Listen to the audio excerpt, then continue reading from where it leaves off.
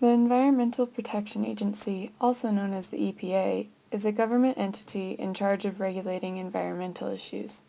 One of the major issues the EPA deals with is in regards to the safe collection of fossil fuels. Natural gas collection is a large issue in the United States at the moment. The methods involved in the collection of natural gas have been said to be causing health issues in the areas surrounding the wells. Natural gas is a necessary energy resource. However, we should make sure that in the process of collecting it, it is not causing harm to anyone or anything. First of all, natural gas is a valuable natural resource because it has less of an effect on the environment than other fossil fuels. The definition of a natural resource is material from the environment that can be used by humans. For example, coal, wind, or solar power are a few different forms of natural resources. Dr. Charles Davis, a political science professor at Colorado State University who has done a bit of research in hazardous waste and land policies, says that natural gas is one of the cleanest of the fossil fuels. It creates the least amount of carbon emissions while also creating more jobs, thus helping the economy. In the United States, there is a vast supply of natural gas in underground shale deposits. We cannot predict the exact amount of natural gas that is contained in the U.S., however, we do know that there is a large amount. This could mean that our natural gas resource could help to lower our dependency on foreign fuels. It could help to stimulate our economy as well as create more jobs, which is a much needed thing in the United States at the moment. The processes involved in collecting this resource are horizontal drilling and hydraulic fracturing. Hydraulic fracturing, or fracking, is a controversial collection process.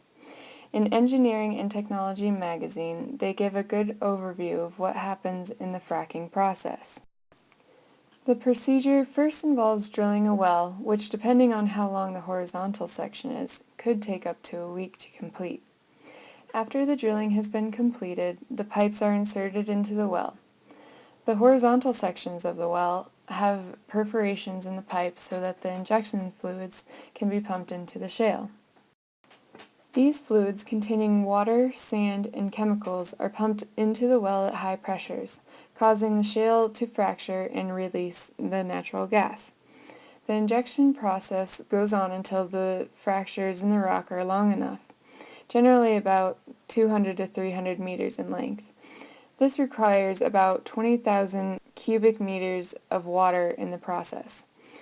This water is then backflushed to the surface to either be reused or disposed of, and then the gas is collected and stored. In regards to the issue at hand, there have been reports showing that the injection fluids involved in releasing the natural gas from the earth have been contaminating water supplies in the surrounding areas, as well as the overall collection process producing emissions into the air, causing more health concerns. This is an important issue that should be addressed by the EPA because, as the EPA says on their website, they are in charge of providing oversight, guidance, and rulemaking that achieve the best possible protections for the air, water, and land where Americans live, work, and play. There have been studies on the effects of fracking and water pollution showing that there may be some contamination of the drinking water around the Marcellus shale field, which is located on the East Coast, mainly around Pennsylvania. Even though these particular contaminants weren't harmful in the amounts found, it is still possible for other substances to contaminate the water supply. This should be a concern of the EPA's due to the fact that there is the possibility of other chemical compounds causing harm to the citizens in the surrounding areas. The next part of the issue in the hydraulic fracturing process is the air emissions created. Bob Weinhold, an environmental health reporter, has said in his work, The Future of Fracking, that the air emissions that occur during hydraulic fracturing process have been studied and have shown correlations to health issues in the surrounding area. There was a study done in 2008 to 2010 by Lisa McKenzie, a professor at the Colorado School of Health. She tested the hydrocarbon emissions during the creation processes of hydraulic fracturing. Certain hydrocarbons have been shown to increase the risk of cancer, neurological problems, and other blood disorders. The study showed correlations between the emissions from the fracking process and the surrounding areas. The people nearest the wells were more likely to get sick, or at least show symptoms, from the hydrocarbons. The Environmental Protection Agency has already started putting regulations and rules in place on how much fracking and other drilling facilities can emit. They regulate the emissions through the Clean Air Act. This act requires the reduction of emissions from equipment, storage facilities, and other holding tanks until waste can be disposed of in a safe manner.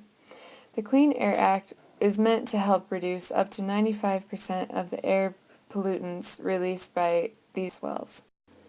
Currently, the EPA is doing a comprehensive study of the hydraulic fracturing process from start to finish, in order to determine whether the usage of water in the process is causing major damage to the environment or people. The results of this study will help the Environmental Protection Agency determine what and where it is best to regulate the hydraulic fracturing process in order to protect the environment and the citizens in the vicinity of the wells. Mainly what the EPA's study is trying to determine is the water usage in the fracturing process. They want to know the effects of large water withdrawals from the land, the potential impact of surface spills, and the impact of the injection fluids in the ground and on the surface. This study will in turn be very useful for everyone who has a stake in this issue, because while they are mainly studying the water aspect of the fracking process, they can also gain more information about the possible issues in other aspects of the process. In order to create a common knowledge on the subject of natural gas collection, the first steps is to have the EPA put regulations into effect on natural gas companies as to the chemicals they are exposing to the public during the fracturing process. Currently, the public does not know what chemicals are being used in the process because companies do not want to release the information, but this needs to be fixed. As responsible Americans, we can research whether or not these chemicals will cause us long-term harm. Recently, there was a survey done to see how much Americans knew about fracking. Only about 45% of the people knew about the controversy, and 69% of those people knew about the possible issues behind the process. There have already been some measures taken in Ohio to release the chemical information in the fracking fluids. However, the companies in Ohio will not release all the chemical information due to the substances being trade secrets. This issue does prevent more studies from occurring on the health of the people related to the process. If these regulations were to be passed, the companies would be required to produce the information about what is contained in their injection fluids. Then more studies would be done tracing the effects of the chemicals involved. The Clean Air Act is a starting point for companies to begin making their natural gas production more beneficial for the environment. However, pre-existing wells do not have to follow the regulations of the Clean Air Act because it would cost more money than it's worth to fix the older facilities. The pre-existing wells still emit greenhouse gases, although they do not emit as much as newer wells. They should still have to follow the regulations of the Clean Air Act because of the greenhouse gas emissions causing harm to our environment. They at least need to show how they are trying to reduce the emissions in the older wells. This way, once again, the public will be able to gain more knowledge about the subject of hydraulic fracturing. Natural gas, being the necessary energy resource that it is, should be regulated by the EPA for the protection and health of citizens and the environment in the United States.